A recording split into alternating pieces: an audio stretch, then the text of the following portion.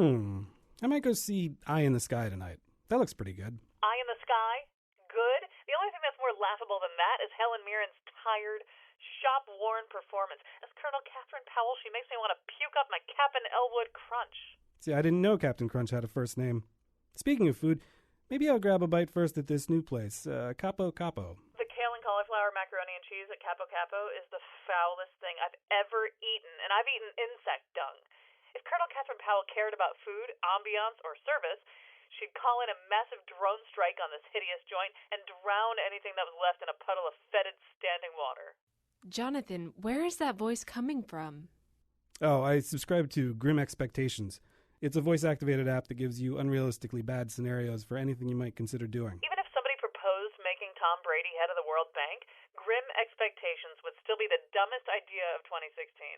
This lame brain gimmick will have the lifespan of a gerbil with malaria. See? It even hates itself. I don't get the point of it. Well, I find it almost impossible to enjoy anything that's been hyped up by critics or the people around me. But when I've been told something is really loathsome, it's almost always a little more fun than I expected it to be. So I'm basically paying $7.99 a month to improve all my experiences. But that's just your opinion, man, which couldn't be more worthless if it was pegged to the Tanzanian shilling. You're about as empty-headed as this overrated, warmed-over, obscene, contemptible mockery of a radio show. And if this guy was any more of a bird brain, you'd be throwing suet and sunflower seeds at Colin McEnroe. All right, so that is, in fact, one way to make sure you enjoy things more than you might have been conditioned to enjoy them, is to, in fact, just be told that they're going to be terrible.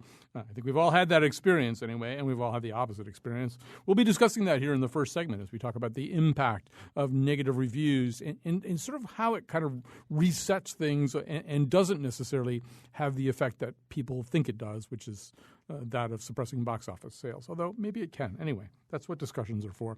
A little bit later in the show, we'll also be talking about the controversy over a casting call for the musical Hamilton on Broadway, in which non-white actors were invited to apply, and therefore white actors were not. And then finally, Susan Sarandon's somewhat controversial interview on Monday night on MSNBC with Chris Hayes, in which she suggested that people who support Bernie Sanders might not support Hillary Clinton and might support Donald Trump. And maybe she suggested more than that, too. We'll debate that as we go. But right now, I've got to introduce the panel. He's an associate professor of history at Trinity College, and Rotten Tomatoes gives his work as a DJ 67% and calls it riveting and eclectic. And that would be Luis Figueroa. James Hanley is the co-founder of Cinestudio at Trinity College, which TripAdvisor calls a must-see when in Hartford, gives it a 5-star rating. And Carolyn Payne, well, I mean, just reviewing Carolyn Payne would take all day. She's an actress, comedian, dancer, founder and director and choreographer of Kinetic Dance, and Metacritic just sums her up as fabulous. So they've all gotten great reviews, no negative reviews at all, and this show is going to get great reviews too. This is the vastly improved Nose, by the way. Jonathan McPants now produces the Nose. We fired the person who was producing it previously because he wasn't doing a good job. That was me. And we're having great results here. So we're going to begin with this notion of we're going to use Batman versus Superman Dawn of Justice as kind of a case in point. Not to be about the movie, because most of us have not even seen the movie, for reasons that will now become apparent, I think. But, of course, it's the second film in the DC Extended Universe after director Zack Snyder's Man of Steel. It got terrible reviews. Variety writes, in the days leading up to its release this weekend, major critics tried to outdo each other by cooking up the most devastating ways to dismiss Batman vs. Superman Dawn of Justice as creatively bankrupt, corporately mandated cash grab, searching fruitlessly for a coherent plot. The New York Times' A.O. Scott quipped that getting brained by a porcelain sink, which I believe does happen in the movie, was more diverting than Batman versus Superman, and so forth. And, of course, that was total box office kryptonite, right? Wrong. It smashed all kinds of records, $424 million globally. Domestically, it's about $170 million. The next closest thing, I think, is Zootopia with 24 million, just to give you a sense of scale. So that's not what reviews do, at least not in a situation like that. So I guess the first question, we have a couple of questions today, but James, maybe we'll begin. You're in the business. You watch how this whole thing works. I mean, how do you, as somebody who selects and shows movies and deals with the expectations and information carted into your movie theater by the people who buy tickets, how do you view the synergy between, if there is any, between reviews and actually going to movies? It's a really difficult question for me because I personally like to not read reviews and go and see a film. And one of my greatest pleasures is the fun of going to see something I really don't know anything about. And even if I don't like it, it's something that's a discovery, even in the not liking it.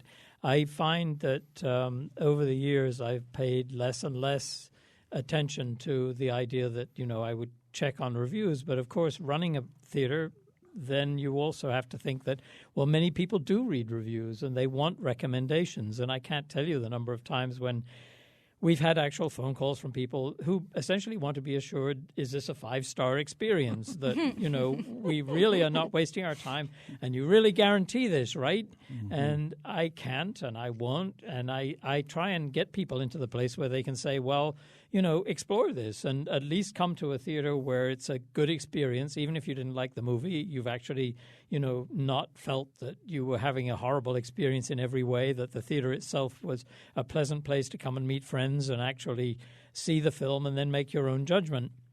But I think there's also this whole Batman versus Superman thing is much linked to the sort of split that lies in the film industry and in cinema generally, and the art of cinema, which is that the commercial side of exploitation really has a totally different set of rules from the actual sort of the artistic side of somebody making a film without necessarily regard for its massive box office potential.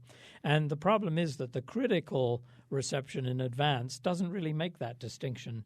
And so critics act like, they're having a critical moment with a film like Batman versus Superman that's as relevant as, say, coming to see something that is considered out there, something unusual, something a new filmmaker perhaps that there is no experience of, and there isn't that distinction. So for us, making a decision as to what film you want to show, the main bottom line, I would say, is integrity, and feel that you're getting something that you want people to see.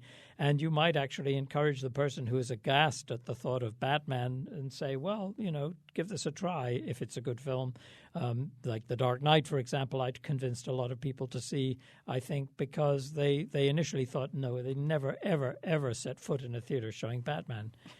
But these are things that, many people want much more of a sort of definite reassurance, I think, that given the tightness of their time, they want to be sure in advance, which I think is a problem.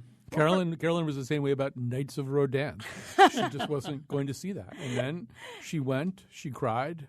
So what were you going to say? Well, I was going to say that I think that for me, movie reviews, there's two different kinds of movies that I'm going to be paying attention to the reviews for differently here. If it is kind of a more art house, intellectual film that could be a harder pill to swallow, I want a good review before I'm going to invest in that. If it's something that's, not fluffy. But if it's a fluffier movie or an action movie and the review is bad, I actually may be more likely to go see that because I enjoy a good train wreck. So, or maybe not see it in the theater, but definitely get it on demand when it's on my, when it's on TV and I can sit in the privacy of my home and mock it. But for reviews, when it comes to reviews in general, I think it's a funny thing that the internet especially has led us all to we're all critics and everyone's quick to post their reviews. And I recently went on a vacation to Jamaica and we had done one of those Deal of Fortune things and when we got told what our hotel was, we immediately took to TripAdvisor, saw what it was, read these horrible reviews, and immediately spent another $1,000 to change to a different hotel after getting this amazing deal. So it ended up costing us like double, but it was worth it because according to TripAdvisor, we would have never enjoyed our vacation in that other hotel.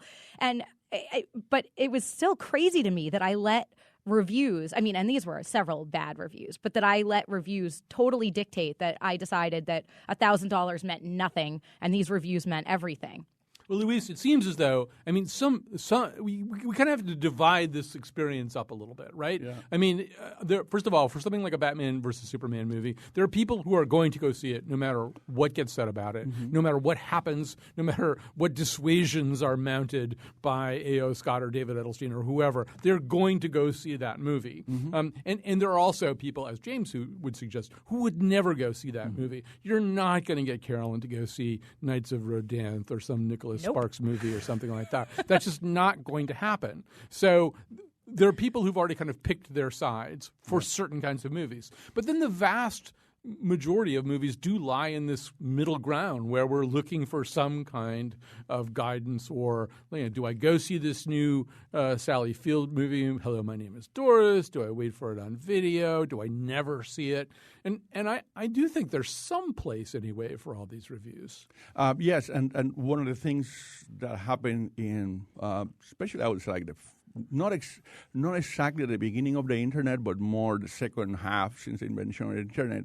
The first thing was when IMDb came up, it became the site for a lot of people to go and post comments, read blurbs from reviews or links to reviews and things like that, searching for that.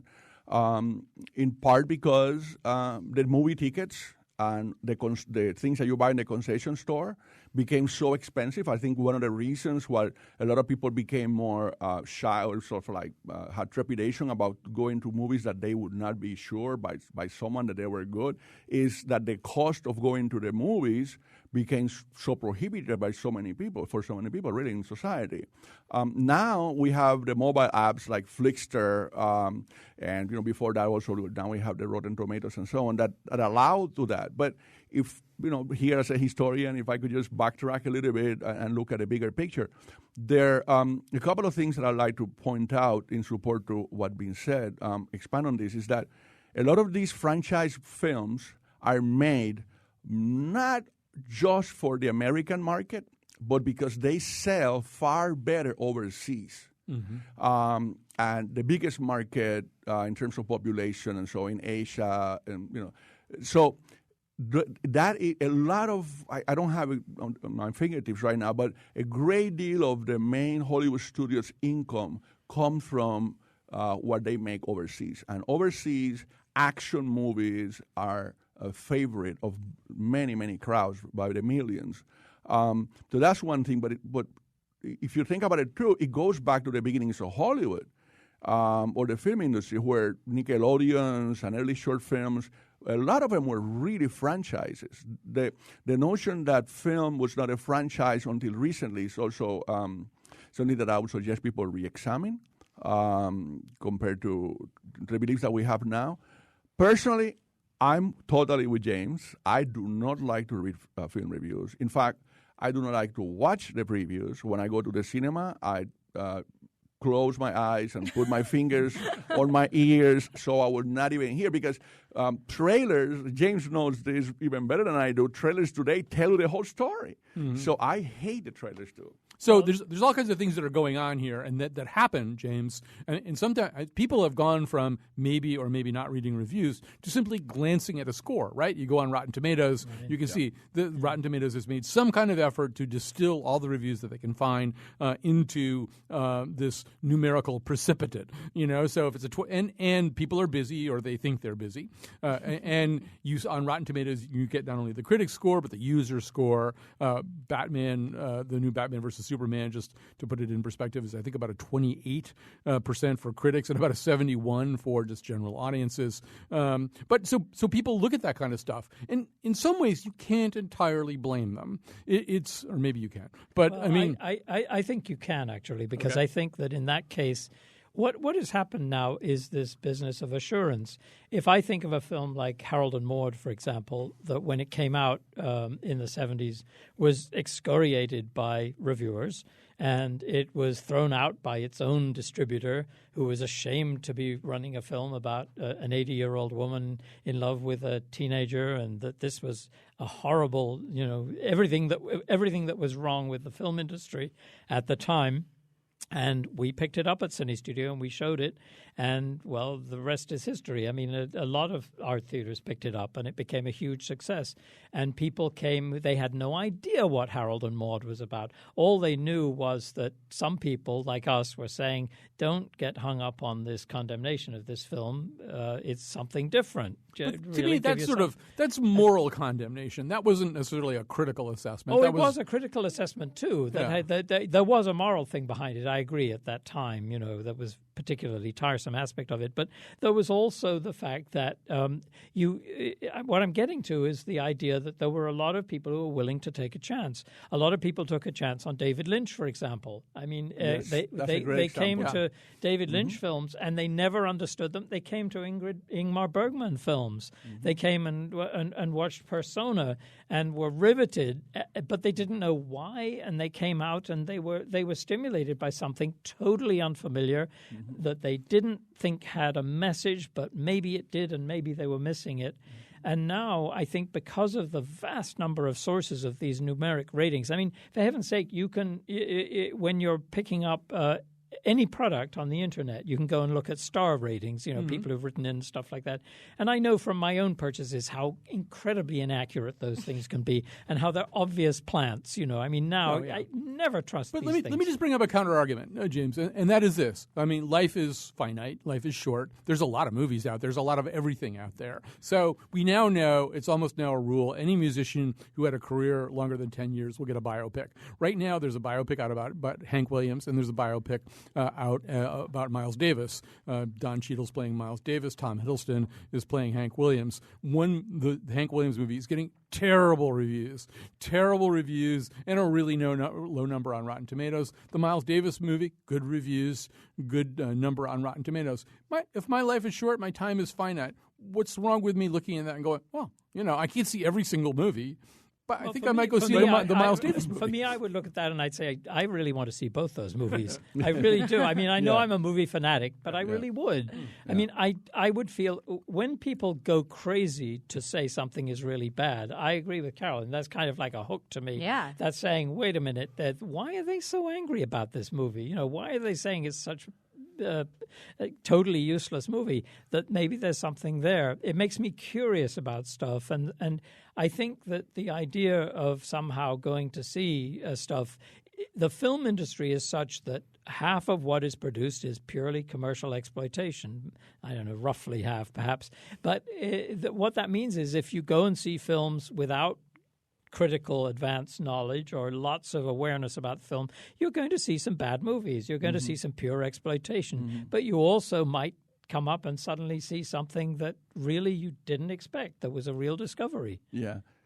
Well, and Carolyn, to that point, I totally get what you're saying, too, about how sometimes it's fun to watch something that's not very good if you're in the proper state of mind. And there's also the notion, I mean, now I'll double down on what James said instead of disagreeing with him. Some movies age remarkably well. And so Jonathan, who's been trying to orient me here, is pointing out that right now Batman vs. Superman has essentially the same tomatometer, if that's how you say it. Thermometer? Rotten Tomatoes critics rating as Ishtar, which is often held up as like this gold standard of a bad movie. Yes. Except that, you know what? I don't think Ishtar's... I think Ishtar, when it first came out, and it's Warren Beatty, and you were just a child. You don't remember. I've never heard I of remember I remember the Ishtar debacle. Yeah. Yes. It's really sort of held up as one of these great Hollywood studio mistakes. It's Warren Beatty, it's Dustin Hoffman, it's a kind of Hope and Crosby road movie kind of thing. Except that, I mean, a lot of movies, if you watch them, 10 years after they've been pronounced completely terrible, are kind of interesting to watch, partly because you've already been warned. It's kind of what we were doing in the intro. You've been inoculated against expectations. Right. So then, you'll get in there and you have such low expectations that even just those glimmers, you're like, all right, this wasn't so bad. Right. You can go hunting in the pile of dung for the little gold ring that's in there somewhere. Yeah. Well, when you phrase it that way. I mean, I just want to, if I could jump in and come back for a second to the comment moments earlier when Colin was trying to challenge something from James. The issue of you have limited amount of time, and so you cannot go watch it. So you want someone to make do the recommendations for you. I got to watch all the Daredevil episodes on Netflix. I'm busy. Well, part of it is that our society today is so overworked. It's so overwhelmed with information. Our jobs are different now. We can be contacted by people from our job anytime, 24/7. That people feel pressure to have someone sift for them this barrage of information at the same time that we have so much limited amount of available time for leisure compared to what it used to be. The pace of our lives is so ridiculous now, and so that's part of the pressure. I think also why a lot of these apps are so popular. Like Yelp, for example. Why were so many people like Yelp? Why not experiment? Just walk down some street in Manhattan and try to figure out whether on 8th Avenue you run into a good place. No, you got to Yelp it and whatever. And I do that too. The society, I think, sped up enormously and the question in the last is few whether that is valuable. I mean, I've walked past the classroom where a student is watching Citizen Kane at double speed, and okay, you're so busy, you've got so much to do, and so I would say, okay, why bother really, except that you could tell your teacher, well, yeah, I saw it, and it wasn't such a great film, but okay. But I think of things like, for instance, what would have happened. I agree to an extent about people feeling busy and overworked and stuff like that. What it is there's so much more input of information, but I think that causes me to want to sort of, make my own choices about things that will actually be stimulating. I still remember very well when Bonnie and Clyde came out. That was a film that the American critics jumped all over, much in the same language as is used about Batman versus Superman, and it was absolutely excoriated. It opens in Europe, and it's greeted as the greatest American film to appear in decades, that this is the expression of American art and everything superlative. A week later, the New York's film critics are suddenly having sort of addenda to their reviews and say, well, maybe, sort of like, maybe there's something there.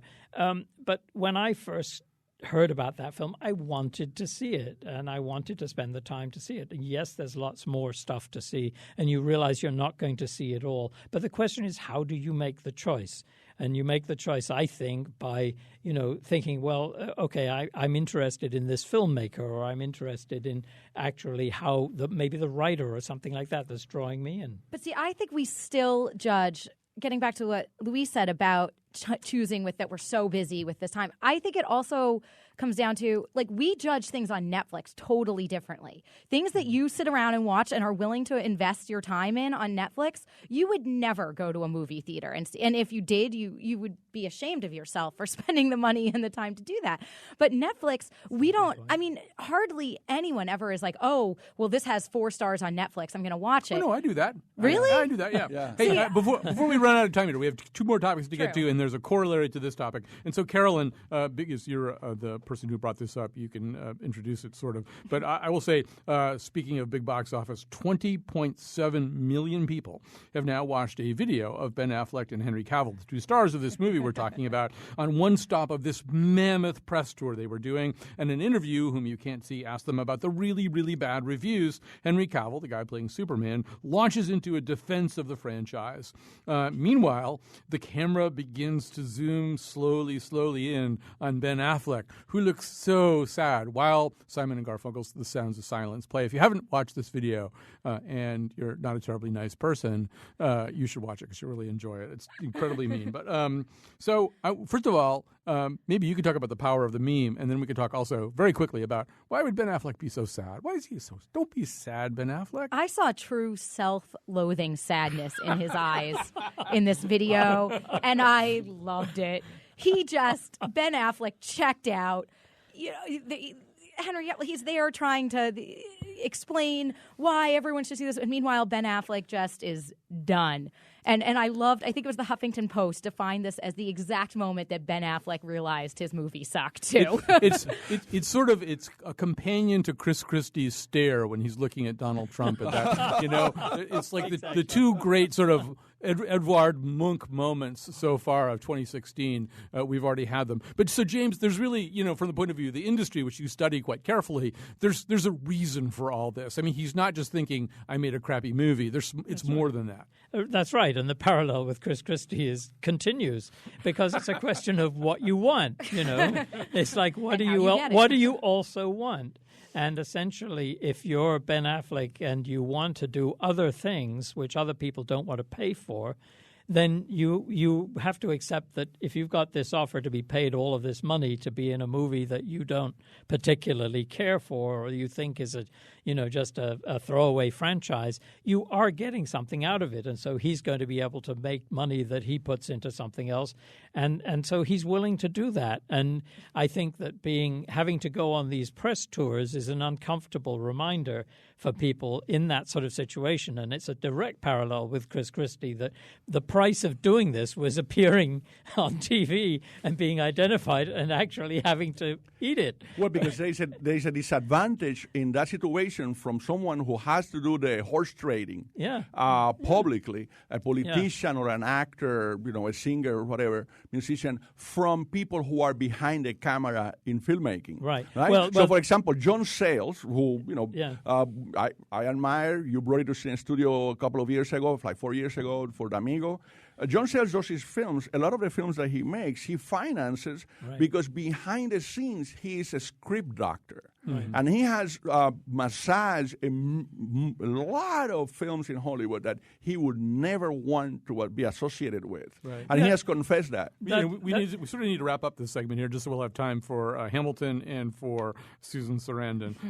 But I will quickly say that I'm thrown back, James, to the Klaus von Bülow movie where Ron Silver plays Alan Dershowitz. And if you recall, he's constantly saying that the only reason he's doing this is because these two poor black kids in South Carolina he brings it up so much that you realize he's completely mortgaged his soul. Alan Dershowitz. Right. He's now enthusiastically defending Klaus von Bülow so that he can get money for these two poor black kids in South Carolina. All right, we've got to take a quick break. We'll be back with Hamilton and Susan Sarandon, but not together.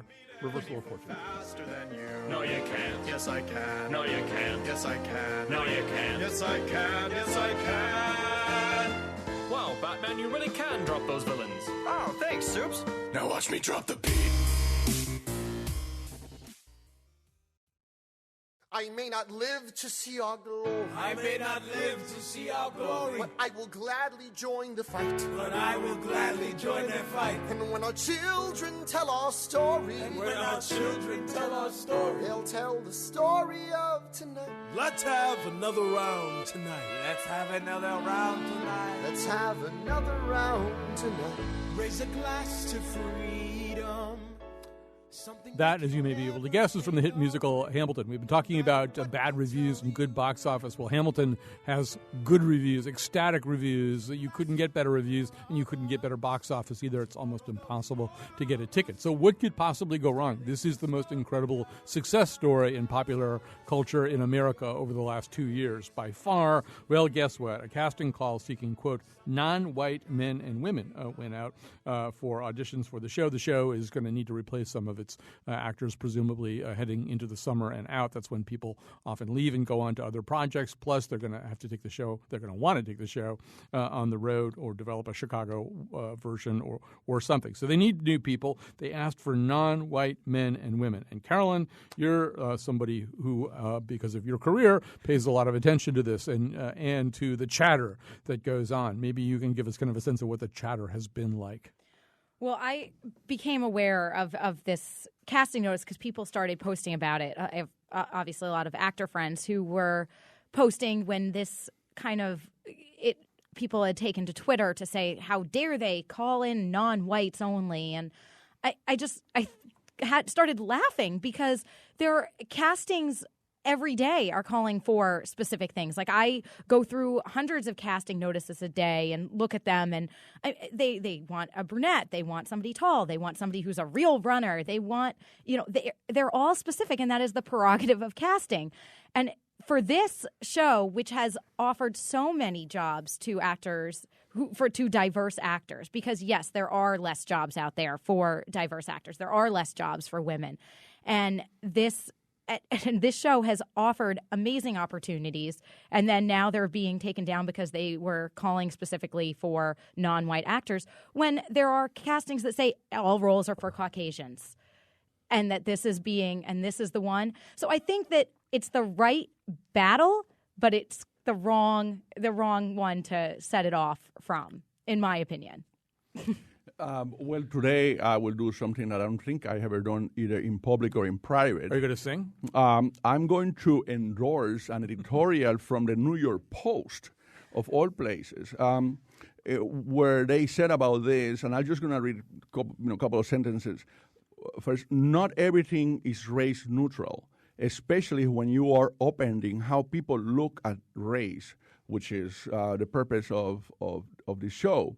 And they said, casting white actors might be truer to story, but it will also be rank censorship and artistic butchery. And that's precisely along the lines of the producer's statement when they released a statement a couple of days ago explaining what happened and defending the artistic decision as legitimate standard practices that are accepted on legal terms, that are accepted in terms of standard production practices. The examples that they gave was Color Purple, Porgy and Bess. And so I think that there are two different issues that are happening here. I don't want to immediately, because I don't want to take too much time in this intervention, but I would suggest that there are two things that people are putting together that they should be considered separate, two different issues. The argument that the Post made, that the producers made, and then let's look at what is producing the criticism against the casting call. Well, the most anodyne explanation of this, James, is they just got the wording wrong, right? The rule generally is you say what the characters are. You say the characters are white, the characters are black, the characters are... So these characters are... You don't say what the actors are. And this, I'm sure you've got your own library of examples about this, because really you want it to be about performance. When Jonathan Pryce, the veteran and esteemed British actor, was cast in the lead role of Miss Saigon, which was supposed to be a Eurasian pimp, there were a lot of people complaining. On the other hand, he gave this tremendous performance. So if you can play the role, whatever it is, to me, that's distinct from, the mistake was saying what kind of actor you wanted to see. Well, I think that was a mistake, and they clearly recognized that and seemed to be sort of fearful of like legal consequences. Why was it a mistake? Why was it a mistake? Because rather than saying that the roles they were looking to fill were for a black character, they just said that they were looking for black actors. Right. It was like an employment notice as opposed to explaining what they were, the characters they were looking to fill. But one of the interesting things to me about this is what is really at stake is the industry as a whole and the opportunities everywhere, and the fact that it's very hard to break into a sort of lockstep. It's like one of the things that's interesting to me is we've been showing over the past few years the British National Theatre live shows from London. And one of the things that's remarkable about the British National Theatre is that they have incredibly diversified from what they were. 10 years ago, it was almost entirely, British, white British people who were like playing standard roles, sort of expected roles. And you look at their productions now, and they're even doing the end game of this, in a way, is like what Yale is doing with Cymbeline, is that it's not just racial identity or background or ethnicity, but it's also switching sex roles, that you're not trapped by the actual text that you're looking at, that you're actually testing something new, that somebody's bringing something new, and some people get very annoyed about that. But the bottom line seems to me is that in, say, New York theater as a whole, what are the opportunities for people who are not white males, for example, or white females, for that matter, who are well known already. What is the opportunity for people coming into the theater? And that is the thing that really gets lost. I'm very curious what you guys think are the main reasons that this became a controversy.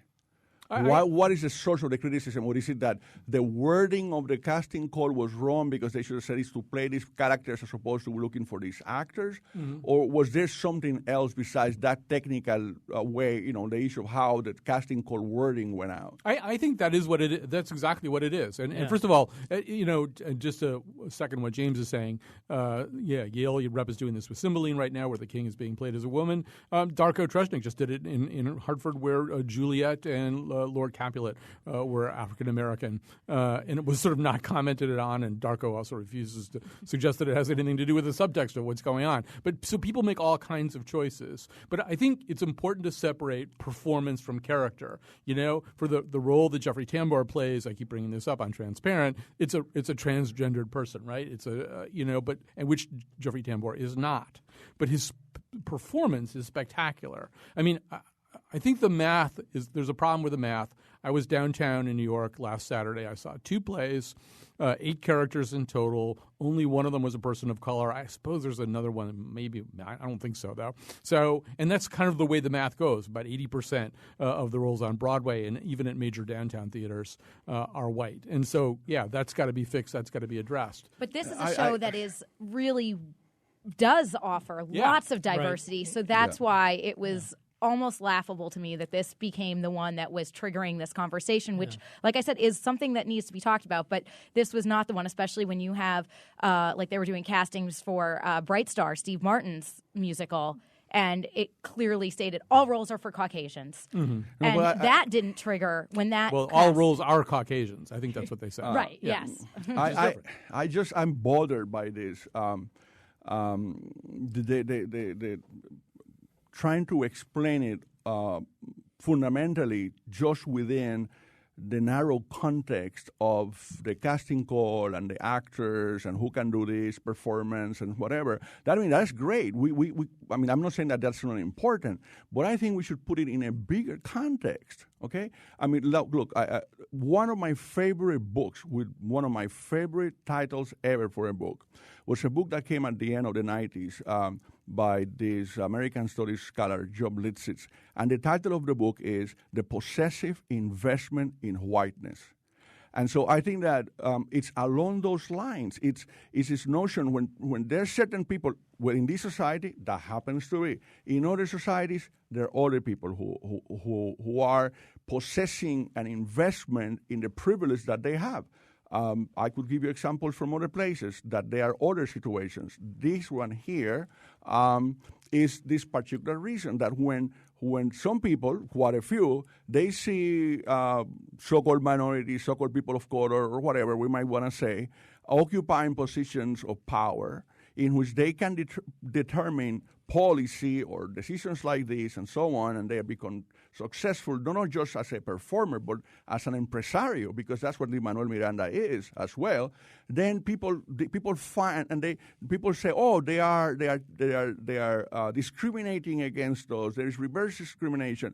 Well over 50% of the Republicans interviewed in recent polling that I saw, very, very respectable polling organization, well over 50% say that white people in this country are now an oppressive group, that minorities have these privileges and disadvantages, and so when you look at this is not surprising that it produces this context that we're living in the so-called post-racial society. It produces a phenomenon like Trump.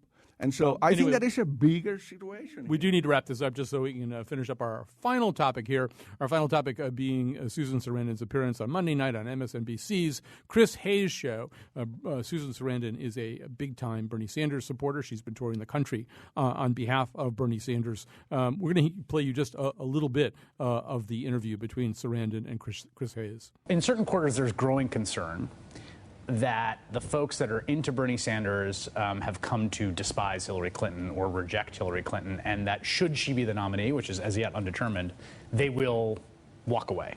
That's a legitimate concern because they're very passionate and very principled. And right, but isn't the question always in an election about choices, right? I mean, I think a lot of people think to themselves, well, if it's Donald Trump and Hillary Clinton, and I think Bernie Sanders probably would think this. I think Bernie would probably encourage people because he doesn't have any ego in this thing. But I think a lot of people are sorry. I just can't bring myself to do that. How about you personally? I don't know. I'm going to see what happens. Really? Really.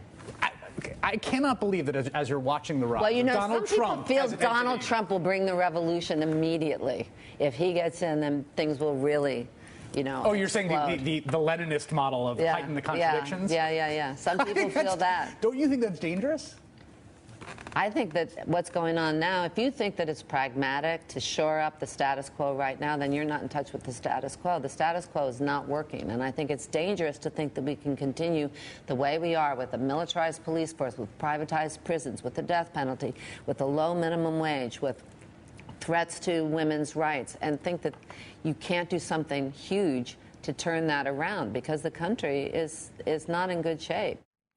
All right, so the response to that, you don't want to get Deborah Messing mad at you, but that's what happened. Susan Sarandon, Deborah Messing tweeted, Susan Sarandon muses the Trump presidency would be better for the country than Hillary. Wonder if she'd say that if she were poor, gay, Muslim or immigrant. Susan Sarandon typed back, LOL, that I would ever vote for Trump, and back and forth, and Jamie Lee Curtis got involved, and all kinds of people got involved. So, James, what do we make of all this? Well, I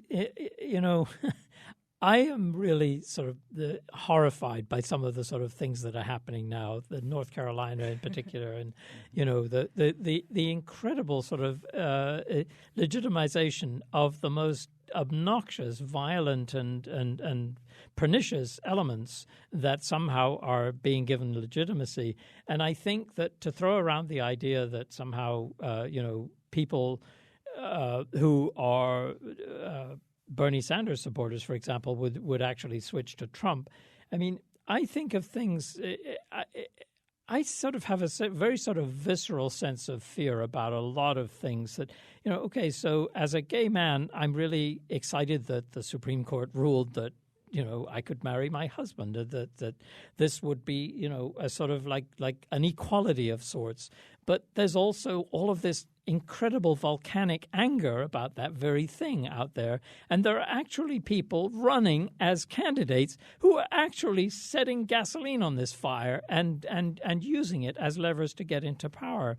And I agree with Susan Sarandon on a lot of things when she speaks, but it seems to me that in this particular case, she's missing this extraordinary power of chaos that lies in the direction that she's sort of intimating. And it bothered me, really. And I can't think really. I sort of feel like I want to talk to her and say, what did you actually mean? I mean, is this to get you in the news? Are you really thinking about this? Anybody want to stick up for Susan? Well, let me say, it did not surprise me that she would say that for two reasons. One about her, one broader, because I have a lot of friends in social media, some of whom I friends, in real life, others not, who are Bernie supporters from a leftist position that is to the left of Bernie Sanders, to the left of Susan Sarandon, as a matter of fact. And they have been saying things like this now for months. So this is a perspective that has been there for a long time, and they are advocating it publicly for months since the summer. Now, that perspective and what she said actually has a long history among leftist people, a long history. And I posted an article that appeared online this week. I forgot now where it was posted, but my comment was that I saw the Susan Sarandon interview live, and I was aghast. Hope things get worse, hoping things because they will bring revolution is arrogantly responsible, and as a historian, 99% of the time inaccurate. This has led to literally to countless millions of deaths in recorded history. Vote for whoever you want or prefer, but please don't be so smug and ignorant. Okay, I'm going to have to stop you there just because we're almost out of time for this, and I want to get Carolyn in. Yeah, stick up for Susan? No. It's saying that what she said is basically like if somebody said, "Oh, I'll have a cup of tea," and then if they can't have tea, they're just going to drink gasoline. Like that's pretty much what she's saying is this jump to here. I will say yet again, this is another example of Twitter just being amazing and proving that we probably would be better off without it. Not that, I think that it's great to have a forum where you can state your opinions, but things tend to escalate in a very quick and crazy manner on Twitter. All right, I'll stick up for Susan Sarandon, even though I really don't want to very much. Although I do think her comments are a little bit have been misinterpreted. What she's saying is many Bernie supporters might feel that way. What she said, and I watched her thing about 2 or 3 times just to kind of get it. She's basically saying, from her point of view, blocking Trump is not a good enough reason in and of itself to vote for Hillary Clinton. She regards Hillary Clinton as part of an incredibly cynical and destructive status quo. She just basically says it's not a good enough reason. She's very elusive about what she would do under those circumstances. I mean, I have a real problem. I'm going to vote for Bernie Sanders in the Connecticut primary, but I really do have a problem with the kind of intellectual smugness that I often hear, and I hear it from Sarandon. But she's getting a little tiny bit of a bad rap. I mean, the way she framed it was a little bit different. Anyway, we're going to have to stop it there so we can move on. We'll have time for recommendations at the end. It's only her I see. I've got integrity. Oh, Susan Sarandon watches me tonight.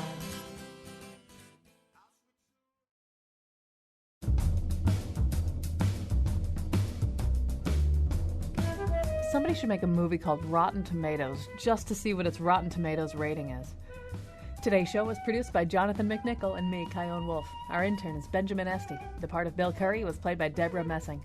For show pages, articles, and videos of the staff of Here and Now auditioning for Hamilton, go to our website, wnpr.org/Colin. On Monday's show, polling, why it works and why it doesn't.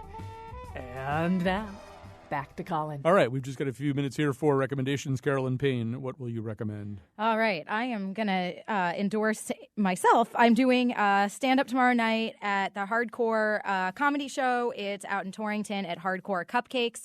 So there's cupcakes, there's comedy, there's me, and it's BYOB, so you really can't lose. So that's tomorrow night at 8 p.m. at Hardcore Cupcakes. All right. So Rotten Tomatoes gives out an 89%. James, what have you got for us? 2 things. One thing I wanted to say thank you, Wally Lamb, for writing that wonderful letter to the Current that in the space of a couple of paragraphs actually described UConn and its role in getting rid of the co-op bookstore at the university. Thank you, Wally. And the other thing I wanted to mention was that we have the April in Paris Film Festival at Cine Studios starting on Sunday, starting with a magnificent film called The Inhuman Woman by Marcel L'Herbier from the 1920s, which has been done incredible restoration, and we have the wonderful Patrick Miller playing live piano along with it. That's on Sunday afternoon at 2:30. That sounds great. Luis, what have you got? So I have the next week from Thursday through Sunday, the 7th to the 10th at Trinity College. We will have the 10th anniversary edition of the Trinity International Hip Hop Festival, which is a student-led effort since 2006. It has a variety of activities, lectures, discussion, panels, not only performances, but then on film screenings, workshops, and on Saturday night is a show with Rakim, a very famous MC, and a group of MCs. And Friday there is a dance event, including a b-boy battle. And again, this is a Trinity Hip Hop International Hip Hop Festival, Thursday through Sunday next week, the 7th to the 10th. And for more information, just visit their Facebook page. Just type Trinity Hip Hop. All right. You can't get tickets to Hamilton very easily, and Broadway tickets are very expensive. I'm a big fan of downtown theater in New York. I love the Barrow Street Theater. I love New York Theater Workshop. I was at both of them last Saturday at New York Theater Workshop Red Speedo, which is kind of it's sort of about doping and cheating among swimmers in the Olympics. It's like David Mamet with chlorine. I recommend it.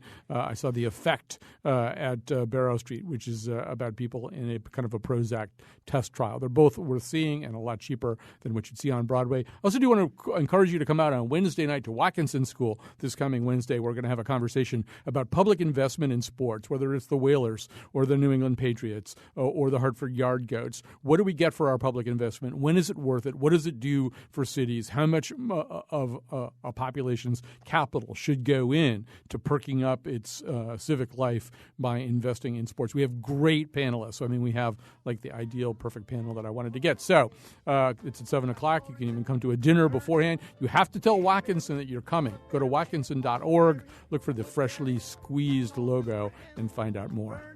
I already said that one. Avon, Farmington. Yeah, yeah, yeah, yeah, yeah. On the radio.